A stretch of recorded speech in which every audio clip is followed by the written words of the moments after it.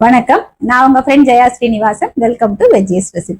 வரக்கூடிய ஆடி பெருக்குக்கு நம்ம கலந்த சாதம் எல்லாம் பண்ணுவோம் இல்லையா, அதுக்கு தொட்டுக்கிறதுக்கு உருளைக்கிழங்கு ரோஸ்ட் வந்து செம்ம சூப்பரா இருக்கும். நல்ல ஒரு காம்பினேஷன். உருளைக்கிழங்க வேக வைக்காம ரொம்ப குவிக்கா கம்மியான எண்ணெயில நல்லா கிறிஸ்பியா வந்து நம்ம ரோஸ்ட் பண்ணிடலாம். இந்த கலந்த சாதத்துக்கும் நல்லா இருக்கும். நம்ம ரெகுலரா பண்ணக்கூடிய சாம்பார் சாதம், ரசம் சாதம், வத்த குழம்பு சாதம், தொகையல் சாதம், பருப்பு சாதம், தயிர் சாதம் அப்படி சொல்லிட்டே போலாம். எதுக்கு தொட்டுன்னு சாப்பிட்டாலுமே பிரமாதமா இருக்கும். சூடான சாதத்துல கொஞ்சம் நெய் விட்டுண்டு இந்த உருளைக்கிழங்கு கறியே போட்டு பசஞ்சு சாப்பிட்டாலுமே அட்டகாசமா இருக்கும். உருளைக்கிழங்கு பிடிக்காதவா யாருமே இருக்க மாட்டா. குழந்தையில இருந்து பெரியவா வரைக்கும் எல்லாருக்குமே ரொம்ப பிடிக்கும். ஃபர்ஸ்ட் டைம் சேனலை பாக்குறீங்கன்னா ப்ளீஸ் சப்ஸ்கிரைப் பண்ணுங்க. பெல் ஐக்கானை கிளிக் பண்ணி ஆல் ஆப்ஷன் கொடுத்துட்டீங்கன்னா நான் போடக்கூடிய எல்லா வீடியோஸும் குவிக்கா வந்து உங்களுக்கு ரீச் ஆகும். வாங்க, நல்ல டேஸ்டியான உருளைக்கிழங்கு ரோஸ்ட் குவிக்கா அப்படி பண்றதுன்னு பார்க்கலாம். 1/4 கிலோ உருளைக்கிழங்கு எடுத்துட்டு இருக்கேன். தோலை சீவிட்டு இதை போல கட் பண்ணி தண்ணியில போட்டு வச்சுக்கணும். 3-4 தடவை தண்ணியை மாத்தி நல்லா அலசி எடுத்துக்கணும். தண்ணி பாருங்க கிளியரா இருக்கு, ஸ்டார்ச் இல்லாம இருக்கு. இந்த அளவுக்கு நம்ம அலம்பிக்கணும். அதுக்கப்புறம் இதுல கொஞ்சமா உப்பு சேர்த்து நான் வச்சிருக்கேன். அப்பதான் வந்து உருளைக்கிழங்கு கலர் மாறாம அப்படியே இருக்கும். இந்த உருளைக்கிழங்க தண்ணி கொஞ்சம் கூட இல்லாம நம்ம ட்ரைன் பண்ணி எடுத்துக்கலாம். ஸ்டவ்ல அடிகனமான ஒரு கடாய் எடுத்துக்கோங்க. இதுல 2 டேபிள் ஸ்பூன் எண்ணெய் விட்டுக்கலாம். எண்ணெய் பாருங்க நல்லா அப்படி புகை வர்ற அளவுக்கு சூடாயிடுது. தண்ணியை ட்ரைன் பண்ணி வச்சிருக்க உருளைக்கிழங்கு சேர்த்துருவோம். இதை நல்லா வதக்கி விட்டுக்கலாம். ஹை ஃப்ளேம்லயே அடிக்கடி கிளறி விட்டோம்னா அழகா மேல ரோஸ்ட் ஆகி உருளைக்கிழங்கு வெந்துடும். இப்பயே பாருங்க கலர் மாறி வர ஆரம்பிச்சிருக்கு. லேசா வந்து ரோஸ்ட் ஆக ஆரம்பிச்சிருக்கு. ஹை ஃப்ளேம்ல வச்சதுனால அடிக்கடி வந்து நம்ம இதை போல கிளறி விட்டுக்கணும். இல்லைன்னா ஒரு பக்கம் ரொம்ப தீஞ்சு போயிடும். கடாயும் வந்து கனமா இருக்கணும். அடிக்கடி இதை போல கிளறி விட்டோம்னா எல்லா பக்கமும் ஒரே மாதிரி அழகா கோல்டன் கலர்ல வந்து உருளைக்கிழங்கு வந்து கரெக்டா பதமா வெந்துடும். உருளைக்கிழங்கு பாருங்க நல்லா ரோஸ்ட் ஆயிடுது. நம்ம விட்ட எண்ணெயும் வந்து மேக்சிமம் அப்படியே இருக்கு. உருளைக்கிழங்கும் நல்லா வெந்திருக்கு. அதாவது ரொம்ப குழைய வேகல. ஆனா பாருங்க இதை போல நறுக்குன்னு வெந்திருக்கு. இந்த அளவுக்கு வெந்தா போதும். அப்பதான் நமக்கு ரோஸ்டா இருக்கும். இந்த எண்ணெய் வந்து கடாயிலேயே அழகா ட்ரைன் பண்ணிட்டு இந்த உருளைக்கிழங்கு வந்து ஒரு பவுல்ல நம்ம மாத்திக்கலாம்.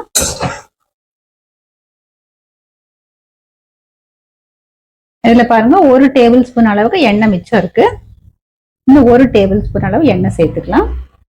எண்ணெய் சூடானதும் 1 டீஸ்பூன் கடுகு, 1 டீஸ்பூன் ஜீரகம், 1 காஞ்ச மிளகாய், 1/4 டீஸ்பூன் பெருங்காயம், தாராளமா கருவேப்பிலை, நம்ம ஃப்ரை பண்ணி வச்சுக்கிற உருளைக்கிழங்கு சேர்த்துருவோம். இதுல 1/4 டீஸ்பூன் மஞ்சள் பொடி, உருளைக்கிழங்குக்கு தேவையான அளவு உப்பு.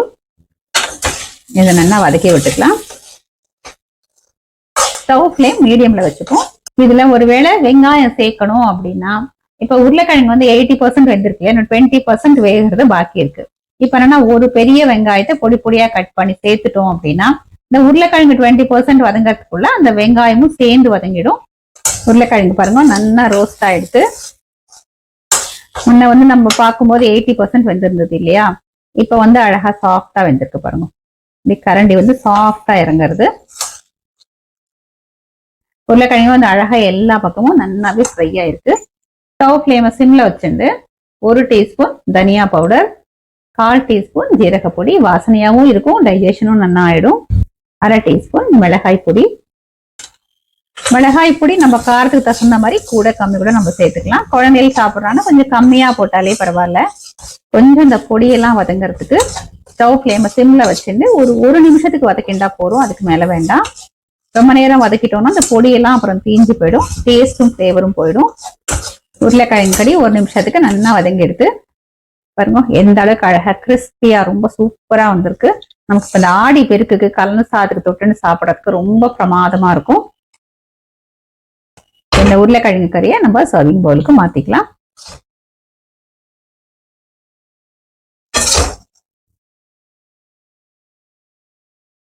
உருளைக்கிழங்கு ரோஸ்ட் ரொம்ப பிரமாதமா வந்திருக்கு. நல்ல கிறிஸ்பியா, கலர் பார்த்தாலே அப்படியே டெம்ப் பண்றது அந்த அளவுக்கு ரொம்ப நல்லா இருக்கு. நம்ம ஆடி பெருக்குக்கு பண்ணோம் இல்லையா, அந்த புளியோதரை எடுத்துட்டு இருக்கேன். தொட்டுக்கிறதுக்கு இந்த உருளைக்கிழங்கு கறி. இந்த உருளைக்கிழங்கு ரோஸ்ட்டை நம்ம புளியோதரையோட டேஸ்ட் பண்ணி பார்க்கலாம்.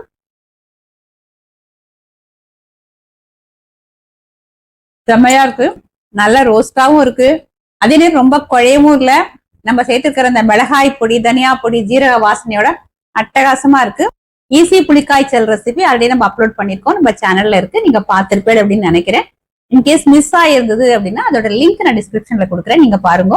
இதை போல உருளைக்கிழங்கு ரோஸ்ட் பண்ணோம் அப்படின்னா எண்ணெய் செலவும் கம்மியாகும், சீக்கிரம் வந்து ரோஸ்ட் ஆயிடும்.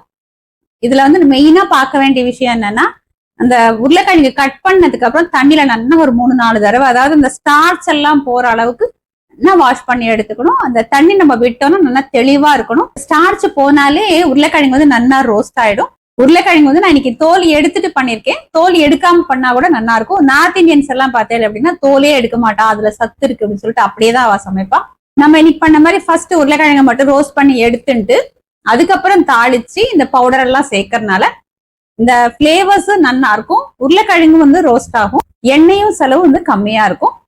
இதே மாதிரி இதே மெத்தட்ல வரக்கூடிய ஆடி பெருக்குக்கு இந்த கலன் சாதத்துக்கு தொட்டுக்கிறதுக்காகட்டும், இல்ல மத்த நாள்ல நம்ம ரெகுலரா பண்ணக்கூடிய சமையலுக்கு தொட்டுக்கிறதுக்கும் இந்த மாதிரி உருளைக்கிழங்கு கறியை நீங்க ட்ரை பண்ணி பாருங்க. ஃபர்ஸ்ட் கிளாஸா இருக்கும், டேஸ்டும் பிரமாதமா இருக்கும். ட்ரை பண்ணி பார்த்துட்டு எப்படி வந்ததுன்னு கமெண்ட்ல சொல்லுங்க.